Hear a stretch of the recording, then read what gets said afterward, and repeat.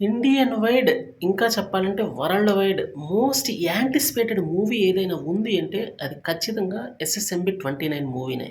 Hollywood రేంజ్‌లో తీస్తున్నటువంటి ఈ movie మీద అంచనాలు ప్రబల. హాలీవుడ్ రేంజ్‌లో తీస్తున్నటువంటి ఈ మూవీ మీద అంచనాలు ఆకాశమంత ఎత్తులో ఉన్నాయనే చెప్పాలి.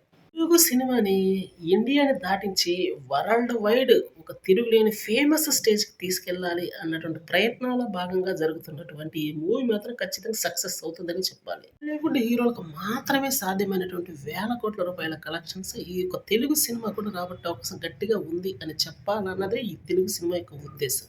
రాజమౌళి ఈ మూవీకి సంబంధించి చేయాల్సినటువంటి పనులన్నీ చేస్తున్నాడని చెప్పాలి. ఇందులో మహేష్ బాబు హీరో కాబట్టి అడ్వెంచర్స్‌కి కొదవలేదనే చెప్పాలి. వీరిద్దరి కాంబినేషన్‌లో వస్తున్న ఈ మూవీ మీద ప్రపంచ వ్యాప్తంగా ఆసక్తి నెలకొని ఉంది.